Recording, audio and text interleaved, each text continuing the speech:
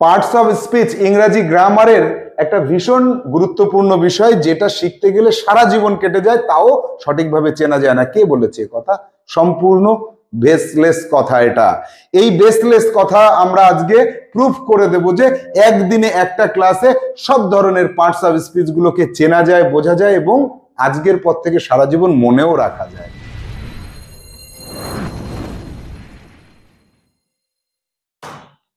Hello students, welcome to Shah institute basic English grammar and speaking. এই কোর্সে আজকে আমরা পার্টস অফ স্পিচ সম্পর্কে জানবো। আমরা জানি ইংরেজিতে 8টা পার্টস অফ স্পিচ রয়েছে এবং এই 8টা পার্টস অফ স্পিচকে খুব সুন্দর করে বুঝে নিতে হবে, চিনতে হবে। আজীবনকাল এটা আমাদের পড়াশোনার মধ্যে আসবে। আজ থেকে শুরু করে একদম চাকরি পাওয়া পর্যন্ত, তোমাকে চাকরি পাওয়ার পরেও বাস্তব জীবনে বারংবার এই পার্টস অফ স্পিচ গুলো তোমার কাছে আসবে বিভিন্ন ভাবে, এবং তুমি সেদিনকে যাতে চিনতে পারো আজকের একটি ক্লাসের মাধ্যমে। তো আজকের ক্লাসটা আমাদের কাছে একটা ভাইটাল ক্লাস, বিকজ এই যে সারা জীবনে যে বিষয়টা আমাদেরকে প্রবলেম ক্রিয়েট করে, সেটাকে যেন আমরা একটি ক্লাসের মাধ্যমে শিখে নিতে পারি। তো আমরা চলে যাব বোর্ড ওয়ার্কের মাধ্যমে কিভাবে এই পার্টস অফ স্পিচকে একদিনে রপ্ত করা যায়। তো আমরা যাব বোর্ড ওয়ার্কে। পার্টস অফ স্পিচ, এক্ষেত্রে স্পিচ বিষয়টা কি আমরা তো বুঝলাম যে একটা স্পিচের 8টা পার্ট থাকে, তাকে বলা হয় পার্টস অফ স্পিচ। প্রতিটা পার্ট গুলোকে, একটা পার্টকে বলা হবে আ পার্ট অফ স্পিচ। দুটোকে, তিনটেকে, চারটেকে, সবকটাকে একত্রে বলবো পার্টস অফ স্পিচ। তো স্পিচটা কি? কোনো একটা অর্থযুক্ত কথাকে স্পিচ বলা হয়। সাউন্ড, এখানে দেখো আমি লিখেছি সাউন্ড। যখনই আমরা মুখে কিছু বলি তাকে স্পিচ বলা হয়। একটা সেন্টেন্স কোথাও লিখলাম, সেটাকে যখন মুখে বলছি সেটা হয়ে যাচ্ছে একটা স্পিচ।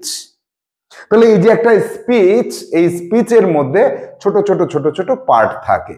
প্রতিটা পার্টকেই একই নামে ডাকা হয় না, প্রত্যেকটা তার নিজস্ব বৈশিষ্ট্যের জন্য আলাদা আলাদা হয়ে থাকে। আজকে আমাদের আলোচ্য বিষয় কোন বৈশিষ্ট্যের উপর ভিত্তি করে কি নামে তাকে আমরা চিনবো। আর এটা নিয়ে অনেক বেশি চিন্তা ভাবনা, অনেক বেশি কঠিন ও জটিল করে আমাদের বোঝার কোনো দরকার নেই। আমরা একদম সহজ ভাষায় এটাকে বুঝে নেওয়ার চেষ্টা করি। চলে আসবো সর্বপ্রথমে যে এই যে পার্ট অফ আ স্পিচ, একটা স্পিচের পার্ট। তো স্পিচটাকে কি বললাম? একটা অর্থযুক্ত কথা, সাউন্ড। যখন আমরা একটা অর্থযুক্ত কথা বলছি, সেটা দেখি যে এটার কোনো অর্থ হচ্ছে কিনা। এই জায়গায় Rana babu is walking on the roof. Rana babu ছাদের উপরে হাঁটছে, অনেক বড় ছাদ, তার উপরে চারিদিক দিয়ে সে হাঁটছে। And he is talking over telephone, এবং সে টেলিফোনে কথা বলছে। এরপরে কি আছে? এখানে ফুল স্টপ দিয়ে he is a good person, সে একজন ভালো মানুষ। তাহলে আমি যে রানা বাবুকে চিনি, সেই রানা বাবু ছাদের উপরে হাঁটাহাঁটি করছেন এবং হাতে মোবাইল ফোন নিয়ে তিনি কথা বলছেন, এবং তিনি একজন ভালো মানুষ। তাহলে এই যে Rana babu is walking on the roof, এটা একটা স্পিচ। এবং এর সাথে আরো একটা স্পিচ যুক্ত অবস্থায় আছে, সেটা হচ্ছে he is talking over telephone, সে টেলিফোনে কথা বলছে। এটাও একটা স্পিচ, এটাও একটা স্পিচ। আবার কি he is a good person, সে একজন ভালো ব্যক্তি, এটাও একটা স্পিচ। তো এখানে এই স্পিচটাকে আলাদা করে লিখেছি, আর এই যে স্পিচটা, এইটা আর এইটাকে একত্রে লিখেছি, মাঝখানে একটা অ্যান্ড দিয়ে যুক্ত করেছি। তো এবার আমাদের জানতে হবে যে এই যে টোটাল যে স্পিচ আমরা পেলাম, এর মধ্যে ছোট ছোট পার্ট গুলো কোথায় কোথায় আছে এবং তাদের কি নামে ডাকবো, এবং সেই নামটা কেন ডাকবো, ওই নামে তার বৈশিষ্ট্যটা কি, একদম সহজ সরল প্রাঞ্জল ভাষায় আমাদের বুঝে নিতে হবে। রানা বাবু একটা পার্ট, ইজ একটা পার্ট, ওয়াকিং একটা পার্ট, অন একটা পার্ট, দ্য রুফ একটা পার্ট, অ্যান্ড এটা একটা part, he is talking over telephone, he is a good person. যে ছোট ছোট দাগ দিয়েছি, এগুলো সবই একটা স্পিচের ছোট্ট ছোট্ট পার্ট, আর এইগুলোকে একত্রে বলা হয় পার্টস অফ স্পিচ। যেটা ইংরেজি গ্রামার বইয়ের প্রতিটা বইতেই এই বিষয়বস্তুটা থাকে। একদম ছোট্টবেলা থেকে একদম অনেক বয়স পর্যন্ত আমাদের এটাকেই চিনতে চিনতে সময় চলে যায়। তো সেই সময়টা কেন নষ্ট করব? চলো বুঝে নিই। এখানে পার্ট অফ স্পিচ গুলোকে আমরা কি করব, প্রত্যেকটা পার্টের নাম জানবো। Noun, 2 pronoun, 3 verb, 4 adjective, 5 adverb, 6 preposition, 7 conjunction, 8 interjection. তাহলে টোটাল 8টি পার্ট পেলাম আমরা, 8টা পার্টস পেয়েছি। এই যে 8টা পার্টস, এই 8টা পার্টস গুলোকে বাই নেমে, প্রত্যেকটার যা নাম বললাম সেই নামে আমরা আগে চিনে নেওয়ার চেষ্টা করি, সংক্ষেপে বুঝে নেওয়ার চেষ্টা করি। চলে আসবো যে নাউন। নাউন কাকে বলে? নাউন হচ্ছে এই যে টোটাল স্পিচ রয়েছে এর মধ্যে যে পার্টটা দিয়ে বোঝানো হচ্ছে কোনো কিছুর নাম, মানুষ, জায়গা, কোনো বস্তু, কোনো অ্যানিম্যাল, কোনো বিষয়, কোনো ঘটনা, যা কিছু হোক না কেন, নাম যখনই বোঝাবে তাকে আমরা নাউন বলবো। চলে আসবো প্রোনাউন। এই যে নামের পরিবর্তে যখন কোনো একটা পার্টকে ব্যবহার করব সেই পার্টটার নাম হবে হচ্ছে প্রোনাউন। তাহলে এখানে দেখো, Rana babu is walking on the roof. এই যে এখানে রানা বাবু একটা মানুষের নাম, আর টেলিফোন একটা বস্তুর নাম। তাহলে এই যে দুটো নাম পেয়েছি, এই নামটাকে তো নাউন বলবো। এরপরে এই নাউনের পরিবর্তে যেটাকে বলবো সেটাকে বলা হবে প্রোনাউন। তাহলে নাউনের পরিবর্তে কোথায় ব্যবহার করেছি দেখো, যে Rana babu is walking on the roof, Rana babu ছাদের উপরে হাঁটছে, অ্যান্ড হি ইজ টকিং। এই হিটা কে? এই হিটা কে? এটা কে? এই হিটা হচ্ছে রানা বাবু। এই রানা বাবু, এই রানা বাবুকে আমি হি বলেছি। সে, ওই সে রানা বাবুর পরিবর্তে এখানে আমি ব্যবহার করেছি এই পার্টটা দিয়ে। এই পার্টটাকে বলা হয় pronoun. He, she, they, we, এগুলোকে ইট, এগুলোকে বলা হয় প্রোনাউন। নাউনের পরিবর্তে যে বসে, এটাকে চেনা খুব একটা কঠিন কাজ নয়। এরপরে আসবো verb. Verb, Rana babu is walking, he is, over telephone he is. এই যে কটাকে আমি গোল করেছি, 1, 2, 3, 4টে, এদেরকে বলা হয় ভার্ব। এবার এই ভার্ব কাকে বলে, কোন বৈশিষ্ট্যের জন্য একে আমরা বুঝবো এটা ভার্ব। এই যে একটা পার্ট অফ স্পিচ, এই স্পিচের মধ্যে একটা পার্ট, তাকে ভার্ব বলতে হয়। তাহলে verb is a part of speech, noun is a part of speech, আর প্রোনাউনও একটা পার্ট অফ স্পিচ। আমরা সঠিকভাবে যদি বলি তাহলে পার্ট অফ স্পিচই বলতে হবে, ওয়ার্ড বলা যাবে না। তাহলে ভার্ব হচ্ছে একটা পার্ট অফ স্পিচ, যে পার্ট অফ স্পিচটা কোনো একটা কাজ করাকে নির্দেশ করে। যেমন ওয়াকিং, হাঁটছে, এই যে ওয়াকিং, হাঁটা, এটা একটা কাজ। আর এখানে ইজ আছে, এটা দিয়ে কোনো কাজ বোঝাচ্ছে না। এখানে ইজ আছে, এটা দিয়েও কাজ বোঝাচ্ছে না, ইজ দিয়ে কাজ বোঝাচ্ছে না। ইজ দিয়ে বোঝাচ্ছে, এই ইজটা দিয়ে বোঝাচ্ছে হওয়া। সে একজন ভালো ব্যক্তি, সে হয়। এই যে হওয়া বোঝালো, কাজ বোঝালো। তাহলে কাজ করা, হওয়া, আর কোনো কিছু অধিকারে থাকা যখন বোঝায়, অথবা কোনো কাজকে সাহায্য করে যখন, সেই সব জায়গাগুলোতে যে পার্টটা আমরা পাই বা ব্যবহার করি তাকে ভার্ব বলা হয়। এখানে কাজ করা বোঝাচ্ছে, আর এই কাজ করাটাকে সাহায্য করেছে এ, তাহলে এই সাহায্য করলেও এও ভার্ব, এও ভার্ব। তাহলে কোন একটা কাজ করা বোঝালে তাকে তো ভার্ব বলে, আর সেই ভার্বটাকে যে হেল্প করে সেও একটা ভার্ব। অথবা হওয়া, he is a good person, সে হয় একজন ভালো ব্যক্তি, এটাও একটা ভার্ব। আবার অধিকারে থাকা, হি হ্যাজ আ ডগ, তার একটা কুকুর আছে। এই যে হ্যাজ, এখানে হ্যাজটা হচ্ছে অধিকারে থাকা বা হওয়া বোঝালো, এই সরি থাকা বোঝালো।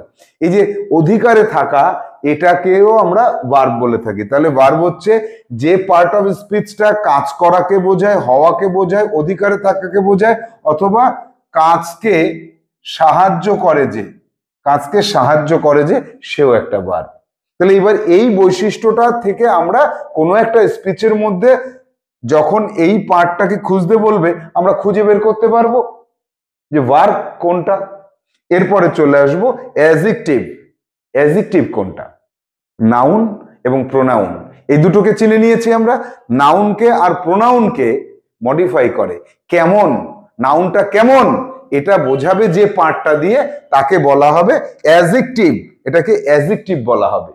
এই অ্যাডজেক্টিভ নাউন এবং প্রোনাউন কেমন, দেখো, he is a good person, সে একজন ভালো ব্যক্তি।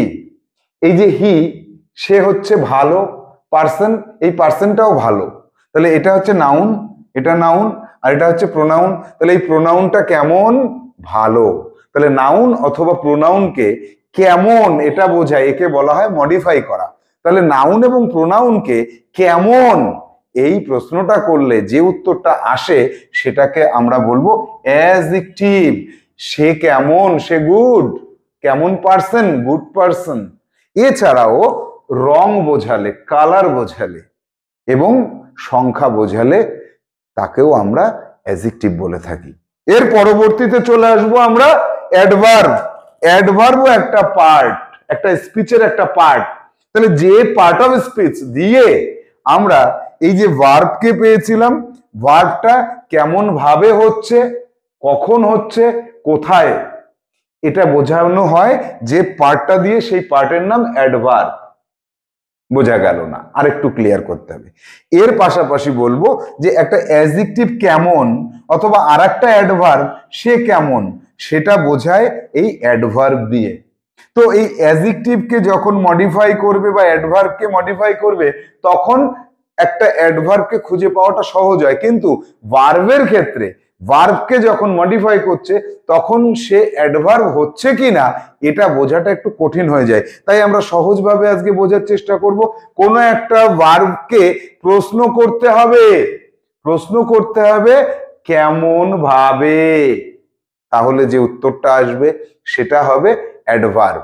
আবার ভার্বকে প্রশ্ন করতে হবে কখন, তাহলে যে উত্তরটা পাবো সেটা হবে অ্যাডভার্ব। ভার্বকে প্রশ্ন করব কোথায়, তাহলে যে উত্তরটা আসবে সেটা হবে অ্যাডভার্ব। তাহলে দেখো এখানে আমরা তাহলে এক্সাম্পলটা দেখে নিই। হি হি রানস ফাস্ট, সে দৌড়ায়। কেমন দৌড়ায়, কেমন ভাবে দৌড়ায়, এইখানে প্রশ্ন করো, ভার্বকে প্রশ্ন করো কেমন ভাবে, তাড়াতাড়ি, ফার্স্ট। তাহলে এই ফার্স্টকে আমরা অ্যাডভার্ব বলবো। ভার্বের ক্ষেত্রে কেমন দিয়ে পেলাম। এবার কোথায়, কোথায় দিয়ে প্রশ্ন করব। He lives in Kolkata, he lives in Kolkata, সে বাস করে। কোথায় বাস করে, প্রশ্ন করো কোথায়, কোথায় দিয়ে প্রশ্ন করলাম, কোথায় বাস করে, ইন কলকাতা। এই টোটালটাকে একত্রে আমরা অ্যাডভার্ব বলবো। অনেকে বলবে স্যার কলকাতা তো একটা জায়গার নাম, এটা নাউন। হ্যাঁ, এটা একটা জায়গার নাম, এটা একটা নাউন, ঠিক আছে, কিন্তু এই যে স্পিচ, এখানে এ কিন্তু অ্যাডভার্ব হিসেবে কাজ করেছে। যদি বলি Kolkata is a big city, তাহলে কলকাতা একটা জায়গার নাম, ওই সিটিটার নাম, এখানে সিটির নাম কলকাতা, কিন্তু সে বাস করে একটা জায়গায়, এই জায়গাটা কিন্তু অ্যাডভার্ব হলো। এবার কোথায়, কেমন, কোথায় এবং কখন। He goes to school, he goes to school in the morning, in the morning, সে স্কুলে যায়। প্রশ্ন করো কখন যায়, ইন দ্য মর্নিং এ যায়। এই টোটালটাকে আমরা অ্যাডভার্ব বলতে পারি। ইন দ্য মর্নিং, কখন যায়, সকাল বেলায় যায়। তাহলে এই যে কেমন, কোথায়, কখন, এটা হচ্ছে ভার্বের জন্য। এই তিনটে হচ্ছে ভার্বকে মডিফাই করছে। ভার্বকে মডিফাই করলে অ্যাডভার্ব হয়, এটা চেনাটা আমাদের কাছে এখন ইজি হয়ে গেল। এবার অন্য একটা অ্যাডজেক্টিভকে বা আরেকটা অ্যাডভার্বকে মডিফাই করবে, তাহলে কিরকম হবে। অ্যাডজেক্টিভকে, অ্যাডজেক্টিভকে he is very good, he is very good boy, he is a very good boy. তাহলে সে একটা খুব ভালো ছেলে। তাহলে এই যে হি, সে কেমন, গুড, সে কেমন, গুড, তাহলে এটা অ্যাডজেক্টিভ, এটা হচ্ছে এডিজে। আর এই অ্যাডজেক্টিভটা যে গুড, এটা তো অ্যাডজেক্টিভ, সে কেমন অ্যাডজেক্টিভ, এটা প্রোনাউন, কেমন প্রোনাউন, অ্যাডজেক্টিভ হলো। এই অ্যাডজেক্টিভকে এবার প্রশ্ন করো কেমন দিয়ে। কেমন গুড, ভেরি গুড, কেমন গুড, কেমন ভালো, ভীষণ ভালো। তাহলে যে ভেরি, এটা একটা অ্যাডভার্ব। এবার আর একটা অ্যাডভার্বকেও মডিফাই করতে পারে। আর একটা অ্যাডভার্বকে মডিফাই করবে যখন, তখনও তাকে আমরা বলবো অ্যাডভার্ব। যেমন হি রানস ভেরি ফাস্ট, সে দ্রুত দৌড়ায়, খুব জোরে দৌড়ায়। সে কেমন দৌড়ায়, কেমন ভাবে দৌড়ায়, ফাস্ট, এটা কিন্তু অ্যাডভার্ব হয়ে গেল। দৌড়ানোকে প্রশ্ন করলাম, ভার্বকে প্রশ্ন করলাম কেমন ভাবে, ফাস্ট, এটা অ্যাডভার্ব। ওই অ্যাডভার্বটা কেমন, ফাস্ট, দ্রুত, কেমন, কত দ্রুত, ভেরি ফাস্ট, ভীষণ জোরে। এই অ্যাডভার্বটা কেমন, সেও কিন্তু আর একটা অ্যাডভার্ব। তাহলে অ্যাডভার্ব চেনাটা আমাদের কাছে এখন একদম জলের মতন সহজ হয়ে গেল। কি, যে ভার্বকে কেমন, কোথায়, কখন দিয়ে প্রশ্ন করলে যে উত্তরটা আসে তাকে বলা হবে অ্যাডভার্ব। আর একটা অ্যাডজেক্টিভ কেমন, সেটার উত্তরটাও অ্যাডভার্ব। একটা অ্যাডভার্ব কেমন, তার উত্তরটা অ্যাডভার্ব। এবার সব সময় কিন্তু আমরা কেমন অ্যাডজেক্টিভ এটা পাবো না। এই যে ভেরি কথাটা এখানে না থাকলে আর খুঁজেই পেতাম না, এখানেও ভেরি কথাটা নাও থাকতে পারে। তাহলে এটা থাকতেও পারে, নাও থাকতে পারে, কিন্তু যদি থাকে, যদি কোনো অ্যাডজেক্টিভ কেমন, অ্যাডভার্ব কেমন, তারাও কিন্তু উত্তর যেটা পাবো, সেই উত্তরের যে বিষয়টা আসবে সেটাও কিন্তু অ্যাডভার্ব হিসেবেই আমাদের সামনে আসবে। এই অ্যাডভার্বটা ভীষণ কঠিন বলে মনে হয় অনেকের কাছে। তো আমাদের অন্যান্য যে মানে ক্লাসগুলি রয়েছে, অ্যাডভার্বের উপরেই ক্লাস রয়েছে, সেটা দেখলে আরো বিস্তারিতভাবে জানা যাবে। এবার আসবো প্রেপোজিশন।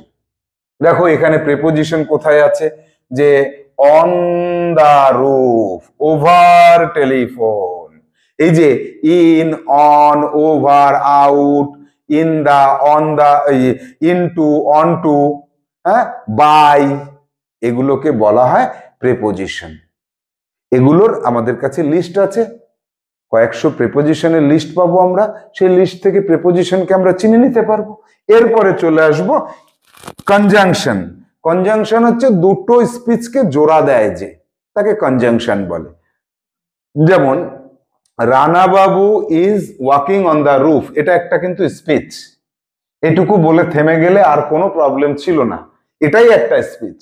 আবার he is talking over telephone, সে টেলিফোনে কথা বলছে, এটাও একটা স্পিচ। এই দুটো স্পিচকে একসাথে যুক্ত করেছে কে, অ্যান্ড। এই অ্যান্ডকে বলা হবে কনজাংশন। দুটো স্পিচকে জোড়া দেওয়ার জন্য যেসব কনজাংশন রয়েছে, তার মোটামুটি 50টার একটা লিস্ট আমাদের কাছে রয়েছে। ওয়ার্কশিট করার সময় তোমরা সেটা বুঝতে পারবে। এরপরে আসবো ইন্টারজেকশন। বিশেষ মনের অবস্থাকে এক্সপ্রেস করার জন্য আমরা যে পার্টগুলোকে আমাদের স্পিচের মধ্যে নিয়ে আসি, তাকে বলা হয় ইন্টারজেকশন। যেমন হায় হায়, alas, he is no more, হায় রে, সে আর বেঁচে নেই, hurray, we have won the match, ওরে কি আনন্দ, কি আনন্দ, আমরা জিতে গেছি। এই যে বিশেষ মনের অবস্থাকে বহিঃপ্রকাশ করার জন্য আমরা যে পার্টটাকে আমাদের স্পিচের মধ্যে নিয়ে আসি, তাকে বলা হয় ইন্টারজেকশন। তাহলে এই যে 8টা পার্ট অফ স্পিচ একত্রিতভাবে পার্টস অফ স্পিচ বলা হয়, তাদেরকে আমরা নাম জানলাম, তাদেরকে খুঁজে পাওয়ার বৈশিষ্ট্যটা পেলাম। তো এদের কোনো বৈশিষ্ট্য তেমন ভাবে আমাদের চোখে পড়লো না, এদের শুধু আমরা জানলাম এদের কি কাজ, এই কাজের উপর বেস করে এদের চিনলাম। নাউনের একটা বৈশিষ্ট্য আছে, ভার্বকে আমরা কাজ দিয়ে চিনি, অ্যাডজেক্টিভ আর অ্যাডভার্ব। তাহলে এই জায়গাটাতে আমাদের এবার আসতে হবে যে নাউন, নাউন, অ্যাডজেক্টিভ আর অ্যাডভার্ব, এই যে তিনটে পার্ট রয়েছে, এই তিনটে পার্টকে আলাদা আলাদা ভাবে চিনতে হয় আমাদের। এবং সারা জীবন আমরা এই তিনটেকে চিনতে চিনতে বুড়ো হয়ে যাই, তারপরেও অনেক সময় আমরা চিনতে পারি না কেন, এইটাই আমাদের জানতে হবে। কারণ ইংলিশ গ্রামারের আরো একটা পার্ট রয়েছে, ভাস্ট একটা পার্ট রয়েছে, বিরাট বড় একটা পার্ট রয়েছে, সেটা হচ্ছে ক্লজ। আর সেই ক্লজের মধ্যে noun clause, adjective clause, adverb clause, এই তিনটেকে আমাদের জানতে হয়। এবং এই ক্লজ দিয়ে দুটো বাক্যকে জয়েন করতে হয়, তাকে বলা হয় জয়েনিং। তা সেই জয়েনিং এর সময়ে ক্লজ চিনতে হয়, আর সেই ক্লজ গুলোকে এই নাম তিনটে দিয়ে আমাদের চিনতে হয়।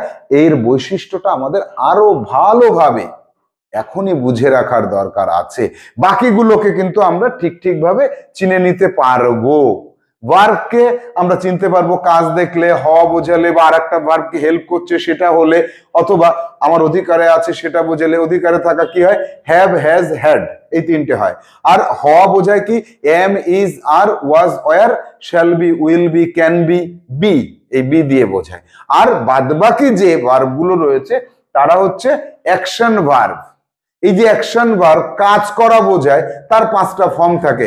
V1, V2, V3, V4, V5, এই যে 5টা ফর্ম থাকে, এই 5টা ফর্মে একটা অ্যাকশন ভার্ব হয়। আর ওই ভার্বগুলোকে ব্যবহার করতে গেলে তার যে হেল্প করে, যে তাকে বলা হয় হেল্পিং ভার্ব। তাহলে এবার আমরা চলে আসব প্রথমে এই তিনটেকে চিনবো কিভাবে, এই তিনটের বৈশিষ্ট্য কি, তারপরে ভার্বের সম্পর্কে একটু বিস্তারিত আজকে বুঝি। আমরা বোর্ডে দেখতে পাচ্ছি যে নাউন, অ্যাডজেক্টিভ, অ্যাডভার্ব, এই তিনটে পার্ট অফ স্পিচ। এই তিনটে পার্টসকে আমাদের চিনে নিতে হবে একটা ছোট্ট ডিসকাশনের মাধ্যমে।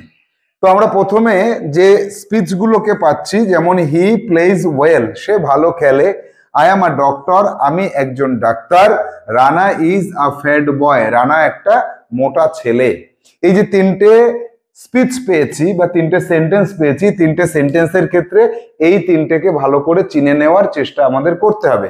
তো দেখো, নাউন, নাউনকে খুঁজে পাবো কিভাবে? নাম বোঝায় এটা তো বুঝলাম, অনেক সময় নাম বোঝায় সেটা বোঝা যায় না, যে এটা দিয়ে কি নামই বোঝাচ্ছে কিনা সেটা অনেক সময় ধরতে পারি না। তো এবার আমরা প্রথমে সেন্টেন্সের মধ্যে ভার্বকে খুঁজে বের করব। ভার্ব হচ্ছে আমাদের সবথেকে গুরুত্বপূর্ণ পার্ট। একটা সেন্টেন্সের বা একটা স্পিচের মধ্যে 8টা যে পার্ট আছে তার মধ্যে সবচাইতে গুরুত্বপূর্ণ, একে ব্যাকবোন অফ আ সেন্টেন্স বলা হয়। এই ভার্বকে খুঁজে পেতেই হবে, ভার্ব ছাড়া কোনো সেন্টেন্স হয় না। অন্যান্য পার্ট অফ স্পিচ নাও থাকতে পারে, কিন্তু ভার্ব যে পার্ট, এই পার্টটাকে থাকতেই হয়। তো ভার্বকে প্রথমে খুঁজে বের করতে হবে। এইখানে ভার্বটা পেয়ে গেছি, এখানে এই ভার্বটাকে পেয়ে গেছি, এইখানে ভার্বটাকে পেয়ে গেছি। ভার্বকে প্রশ্ন করতে হবে কি দিয়ে? কি দিয়ে প্রশ্ন করব, বা কাকে দিয়ে প্রশ্ন করব, অথবা কে দিয়ে প্রশ্ন করব। এই তিনটে প্রশ্নের উত্তর যা আসবে সেটাই হবে নাউন। যেমন যে হি প্লেজ ওয়েল, সে কি খেলে? নেই, তাহলে এখানে এই যে স্পিচ, এখানে কোনো নাউন নেই। আচ্ছা, সে কাকে খেলে? সে কে খেলে? উত্তর পাচ্ছি না তো, তাহলে এখানে নাউন নেই। আই অ্যাম আ ডক্টর, আমি একজন ডাক্তার। এই যে ভার্বকে প্রশ্ন করো যে আমি কি? আমি একজন ডক্টর। এই কির উত্তরটা যেটা আসবে এটা কিন্তু নাউন হয়ে যাবে। এইভাবে নাউনকে আমরা খুঁজে পেতে পারি। এরপরে চলে আসবো যে Rana is a fat boy, Rana হয়, রানা কি? রানা কি? রানা কিন্তু বয়, ওইটা নাউন।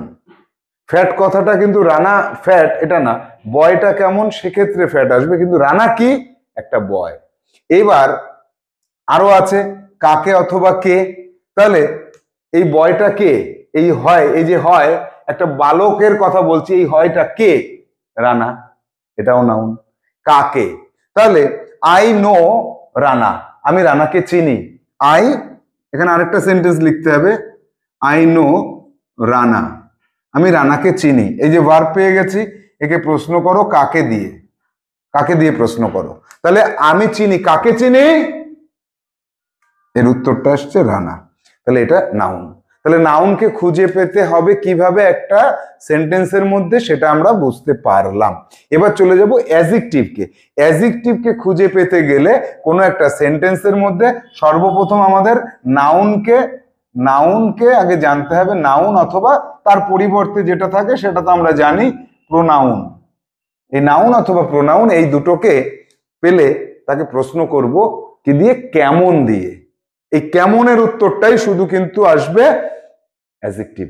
তাহলে রানা কেমন? রানা মোটা। অথবা বালক, এই বালকটা কেমন? বালকটা ফ্যাট। তাহলে এই যে নাউনকে প্রশ্ন করেছি কেমন দিয়ে, যেটা পেয়েছি সেটা হয়ে যাবে অ্যাডজেক্টিভ। অথবা রং যদি বোঝায়, আমি একটু আগেও বলেছিলাম যে হি ইজ আ ফেয়ার, ফর্সা, হি ইজ এ ফেয়ার বয়, অথবা I like red shirt, I like red shirt. কেমন শার্ট, কি রঙের? রেড রঙের। তাহলে এই যে রং বোঝাচ্ছে, আই হ্যাভ 5 dogs, আমার 5টা কুকুর আছে। যে নাউন কয়টা, সংখ্যা যেটা বোঝায়, এটাকেও কিন্তু বলা হয় অ্যাডজেক্টিভ। তাহলে রং এবং সংখ্যা এই দুটোকে চিনে নেওয়াটা খুব একটা কঠিন কাজ না, কিন্তু বাকি জায়গাগুলোতে এই কেমন, নাউন অথবা প্রোনাউন কেমন, সেটার উত্তর যেটা আসে সেটা অ্যাডজেক্টিভ হয়। এটা চিনে নেওয়াটা আমাদের কাছে কঠিন বলে মনে হলো, আজকের পর থেকে কিন্তু সেটা কঠিন থাকবে না। এবার অ্যাডজেক্টিভের পরে অ্যাডভার্বে চলে আসবো। অ্যাডভার্বকে খুঁজবো কিভাবে? অ্যাডভার্বকে খুঁজতে গেলে আগে আমাদের প্রথমে জানতে হবে ভার্ব কোনটা। এই ভার্বকে প্রশ্ন করব কেমন ভাবে। কেমন ভাবে দিয়ে প্রশ্ন করে কিভাবে অ্যাডভার্ব পাওয়া যায় আমরা একটু আগে দেখলাম। অথবা কখন অথবা কোথায়, এই 3টে প্রশ্ন করে তার উত্তর খুঁজে বের করতে হবে। উত্তর যেটা পাবো সেটাকে চোখ কান বন্ধ করে অ্যাডভার্ব বলে দেব। আরো যে বিশেষ ক্ষেত্র রয়েছে অ্যাডভার্বের, 2 নম্বর যেটা রয়েছে, একটা এডি যে অ্যাডজেক্টিভকে যদি খুঁজে পাও, তাকে যদি কেমন দিয়ে প্রশ্ন করলে কোনো উত্তর খুঁজে পাও কখনো, সেটা অ্যাডভার্ব হবে, এটা সহজ। আর অন্য কোনো অ্যাডভার্বকে যদি কেমন দিয়ে প্রশ্ন করে উত্তর পাওয়া যায়, সেটাও অ্যাডভার্ব হয়। তাহলে এই যে নাউন, অ্যাডজেক্টিভ, অ্যাডভার্ব, এই 3টেকে আমরা যে চিনে নিতে পারবো, বাক্য থেকে কিভাবে খুঁজে বের করতে পারবো, এটা যদি আমাদের জানা থাকে, তাহলে সারা জীবনের যে কষ্ট বা ক্লজ চেনার যে কষ্ট, বা জয়েনিং করতে বলবে যে নাউন ক্লজ দিয়ে জয়েন করো, অথবা অ্যাডজেক্টিভ ক্লজ দিয়ে জয়েন করো, অ্যাডভার্ব ক্লজ দিয়ে জয়েন করো, সেই জায়গায় হাজারো রকমের প্রবলেম সলভ হয়ে যাবে আজকের এই বিষয়বস্তুটা যদি আমাদের মাথায় থাকে। এরপরে আমাদের চলে আসতে হবে ভার্ব সম্পর্কে একটু বিস্তারিতভাবে আমরা যদি জানতে পারি, তাহলে ভার্ব নিয়ে আর কোনো প্রবলেম থাকবে না। অল্প একটু টাইম আমাদের ভার্ব সম্পর্কে দিতে হবে। Verb is the backbone of a speech. একটা স্পিচের মেরুদণ্ড, যেটা না হলে স্পিচ তৈরি করা সম্ভব নয়। সেই ভার্ব সম্পর্কে সংক্ষেপে জানতে হবে। ভার্বের 3টে পার্ট আমরা জেনেছি, যে অ্যাকশন অর্থাৎ কাজ করা, বি হওয়া, অথবা অধিকারে থাকা হ্যাভ। এছাড়া আরেকটা পার্ট যেটা রয়েছে, এই অ্যাকশনকে হেল্প করা, অ্যাকশনকে হেল্প করা। এই 4টে টাইপের ভার্ব আমরা পাই। অ্যাকশনে যখন চলে যাব, অর্থাৎ কাজ করা যখন বোঝাবে, যেমন আমি এখন লিখছি, এই যে লেখালেখি করছি, এটা কাজ তো? এই লেখাটা কি কাজ নাকি কাজ নয়, কোনটা? কাজ তো। আচ্ছা, তাহলে এই যে এই অ্যাকশন ভার্বের ক্ষেত্রে 5টা করে ফর্ম থাকবে, এর বাইরে কোনো ফর্ম থাকবে না। V1, V2, V3, V4, V5। অনেকে ভাবতে পারো যে এটা কি, এটা বললে ভুল হয়ে যাচ্ছে। না, এই V1 হচ্ছে গো, ওয়েন্ট, গন। তোমরা যে কোনো গ্রামার বইতে ভার্বের লিস্ট পাবে, তো সেই লিস্টে বা গুগলে সার্চ করলেও পাবে। তাহলে গো, ওয়েন্ট, গন, গোজ, গোয়িং, এই যে আরো 2টো ফর্ম রয়েছে, এই 2টো ফর্মের বাইরে আর কোনো ফর্ম পাই না। যেমন গো, ওয়েন্ট, গন, গোজ, গোয়িং, আর অন্য কি ফর্ম আছে আমাকে যদি জানা থাকে জানাবে। এই 5টা ফর্মের বাইরে কোনো অ্যাকশন ভার্ব হয় না। এই 5টা করে ফর্ম আমাদের আজীবনকাল মনে রাখতে হবে। ভার্বের ক্ষেত্রে প্রতিটা অ্যাকশন ভার্বের এই 5টা ফর্ম তোমাকে সারা জীবন মনে করে রাখতে হবে। বারবার করে ব্যবহার করতে করতে মনে পড়বে। লিস্ট ধরে ধরে মুখস্থ করলাম, 2 দিন পরে ভুলে গেলাম না, জাস্ট মনে রাখবে। কথার মধ্যে দিয়ে বারংবার ব্যবহার করলে মনে থাকবে। তাহলে অ্যাকশন ভার্ব আমাদের কাছে ক্লিয়ার হয়ে গেল। চলে আসবো বি। এই যে বি কে আবার ভাঙলে কি হয়? এম হয়, ইজ হয়, আর হয়, অথবা ওয়াজ হয়, অথবা ওয়্যার হয়। এই যে এটাকে ভাঙলে 5টা হয়, সেই 5টা অথবা একে মানে যুক্ত অবস্থায়ও আমরা ব্যবহার করি। একে 2 রকম ভাবে ব্যবহার করি। বি বলতে বোঝায় হওয়া, he is a good boy, এই যে সে হয় একটা ভালো ছেলে, ইজ ব্যবহার করলাম। I am a good boy, আমি একটা ভালো ছেলে, এম বললাম। উই আর স্টুডেন্টস, আমরা ছাত্রছাত্রী, এই যে এম ইজ আর ব্যবহার করলাম। এবার আগের ঘটনায় চলে যাব, যখন অতীতে চলে যাব, হি ওয়াজ আ গুড বয়, সে একটা ভালো ছেলে ছিল, অথবা দে ওয়ার ভেরি গুড, তারা ছিল খুব ভালো। এই যে ছিল, হওয়া বোঝাচ্ছে, এটাকে তখন বলা হবে বি ভার্ব বা হওয়া ভার্ব। একে তখন মেইন ভার্ব বলা হয়, একে মেইন ভার্ব বলা হয়। এটা একটা মেইন ভার্ব, অ্যাকশন ভার্বও মেইন ভার্ব, এটাও মেইন ভার্ব।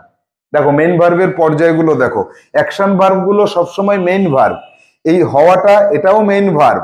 এবার চলে আসবো হ্যাভে, থাকা, আই হ্যাভ আ পেন, আমার একটা পেন আছে, have. He has a pen, তার একটা পেন আছে, আমার দুটো পেন ছিল কালকে, তাহলে আই হ্যাড টু পেন্স। তাহলে হ্যাভের তিনটে ফর্ম কি কি?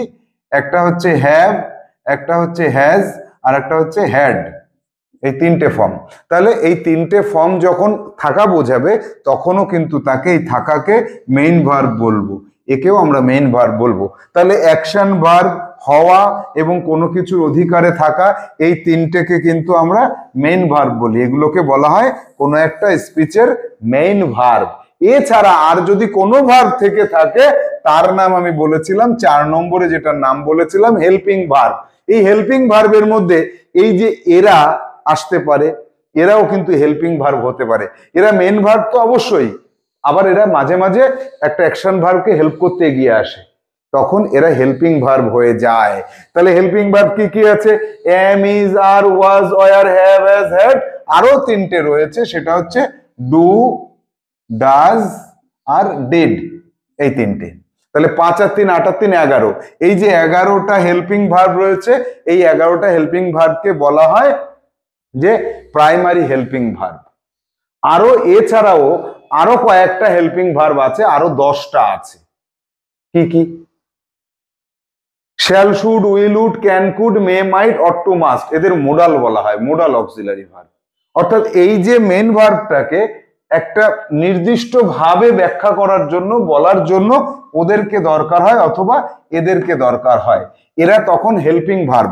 যখনই কোনো স্পিচের মধ্যে একটা অ্যাকশন ভার্বের সাথে ওদেরকে ব্যবহার করব, ওরা তখন হেল্পিং ভার্ব হবে।